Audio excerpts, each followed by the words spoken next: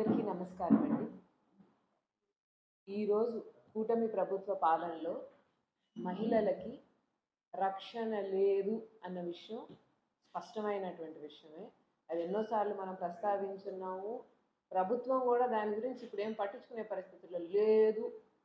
మేము మహిళలకు రక్షణ ఇవ్వలేము అన్నట్టే వాళ్ళు కూడా గమ్ముగా ఉన్నారు తప్ప దాని గురించి పట్టించుకునే పరిస్థితే లేదు.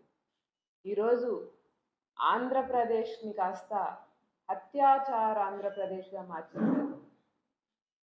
ఎక్కడ చూడు పేపర్ తీసినా, ఎవరి దగ్గరికైనా వెళ్ళినా, ఏదన్నా ఒక ఇన్సిడెంట్ చెప్తే ప్రతి ఊర్లో అంటే చావు లేనటువంటి ఊరు ఇల్లు ఉండదన్నట్టు మన కూటమి పాలనలో అత్యాచారం లేనటువంటి ఊరు లేదు. ప్రతి ఊర్లో ప్రతిరోజు ఎవరో ఒకరు ఏదో ఒక రకంగా బాధింపబడుతున్నారు, ఇబ్బందులు పడుతున్నారు. ఆడవాళ్ళు అఘాయిత్యాలైతే ఏమి, లైంగిక వేధింపులైతే ఏమి, ఒకటి కాదు, రోజు మాట్లాడుకుంటున్నాం, దీని నుంచి రోజు చూస్తున్నాం. కూటమి ప్రభుత్వ పాలన మొదలైనప్పటి నుంచి 3 నెలల కాలంలోనే ఎన్ని కేసులు, దాని గురించి ఏమన్నా పట్టించుకుంటున్నారంటే ఏమీ లేదు. శాంతి భద్రతల్ని గాలికి వదిలేశారు ఈ ప్రభుత్వం. ఎంతసేపు గవర్నమెంట్ మీద యాంటీ రాకూడదనేటువంటి ధ్యాస తప్ప ప్రభుత్వానికి పనిచేస్తున్నారా పోలీసులు, ప్రజల కోసం పనిచేస్తున్నారా? నాకు తెలియగలుగుతాను. పోలీస్ డిపార్ట్మెంట్ ఎందుకు ఉన్నట్టు? ప్రభుత్వాని కోసం, లేకపోతే ప్రతిపక్షానికి వ్యతిరేకంగా పనిచేయడానికా, లేకపోతే ప్రజల కష్టాలు అడ్రస్ చేయడానికి పోలీస్ డిపార్ట్మెంట్ ఉన్నట్ట?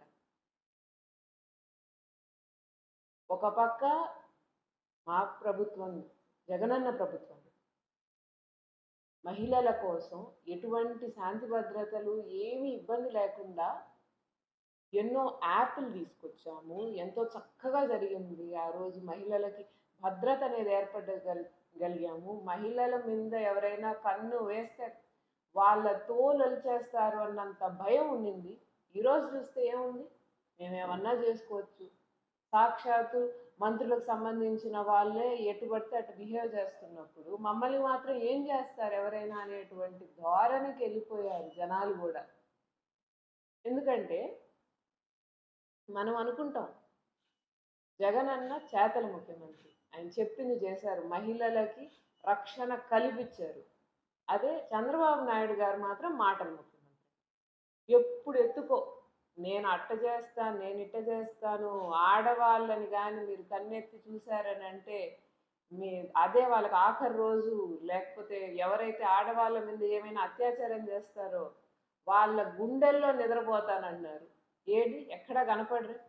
యథావిధిగా అత్యాచారాలు, అఘాయిత్యాలు రోజు కంటే ఎక్కువ అవుతున్నాయి తప్ప ప్రతిరోజు తక్కువ అయ్యేటువంటి అవకాశం కనపడట్లేదు కనీసం.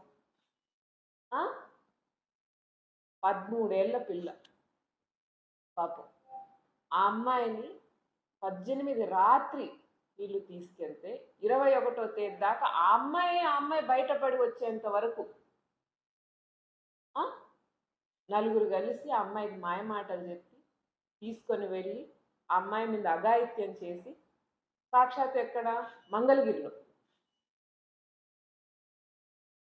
కనీసం ఆ అమ్మాయి పాటికి ఆ అమ్మాయి రాకపోతే పరిస్థితి ఏంటి? ఇటువంటి ఒక సంఘటన జరిగిందని కూడా తెలియదు బయటికి. ఎన్ని వెలుగులోకి వస్తున్నాయండి జరిగే వాస్తవ సంఘటనలో ఎన్ని వెలుగుకి వస్తున్నాయి అసలు. ఆ అమ్మాయి మీద అత్యాచారం చేశారు. ఆ అమ్మాయి మీద అత్యాచారం చేసిన తర్వాత వాళ్ళని, ఆ అమ్మాయి తప్పించుకున్నాక ఇప్పుడు వెళ్ళి వాళ్ళు పోలీసులు అరెస్ట్ చేసి ఏదో కేసు పెట్టేసి దాన్ని ఇంక అయిపోయింది. మేము కేసు పెట్టామంటే మా పని అయిపోయింది. పోలీసులది జనాల్ని రక్షించడం పని కాదు. కేసు పెట్టేశాము, ఫార్మాలిటీ అయిపోయింది, మా పని అయిపోయింది. ఇన్స్టాగ్రామ్లో పరిచయమే ఇంటర్మీడియట్ బాలికని వాళ్ళు మళ్ళీ అదే ఇట్ట మాయమాటలు చెప్పి పిల్లల్ని ఎక్కువ వెళ్తున్నారు అనేది ఒక స్పష్టమైనటువంటి ఇది ఉంది, అర్థమవుతుంది. పోలీసులు దాని మీద ఏం యాక్షన్ తీసుకోవాలనుకుంటున్నారు? ఇటువంటి అఘాయిత్యాలు ఇంకొన్ని అరికట్టాలి అని అంటే మనం ఏ రకమైనటువంటి ముందు జాగ్రత్త చర్యలు తీసుకోవాలనుకుంటున్నారు? ఏమన్నా ఆలోచన ఉందా? జగనన్న ప్రభుత్వంలో, మా జగనన్న ప్రభుత్వంలో దిశ యాప్ ఉంది, దిశ వెహికల్స్ ఉన్నాయి, సచివాలయాలకి మహిళా పోలీసులున్నారు. ఆ! ఇటువంటి అన్ని రకాలైనటువంటి జాగ్రత్తలు తీసుకున్నారు. మీరు మీ టీడీపీ లీడర్లు కావాలని టెస్ట్ చేయాలని జెప్పి దిశ యాప్‌కి ఫోన్ కొడితే 5 నిమిషాల్లో దిశ యాప్‌కి సంబంధించిన వాళ్ళు మీ దగ్గరికొచ్చినటువంటి వీడియోలు ఇప్పటికీ సోషల్ మీడియాలో ఉన్నాయా? లేవా? అటువంటి దిశ యాప్ ఈరోజు లేదు. మహిళా పోలీసులు లేరు. ఆ! వాహనాలు లేవు. దిశ పోలీస్ స్టేషన్‌లు ఏమి ఉన్నాయా? లేవా? అన్నట్టున్నారు.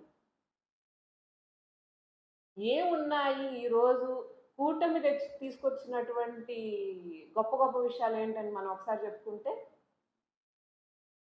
మద్యాలు, కల్తీ మద్యాలు, గంజాయి ఎక్కడ పడితే అక్కడ ఏరులై మద్యాలు పారును. అవి తాగి జనాలు మతి ఇదయ్యి వెళ్లి ఆడవాళ్ళ మీద అఘాయిత్యాలు చేయను, అత్యాచారాలు చేయను.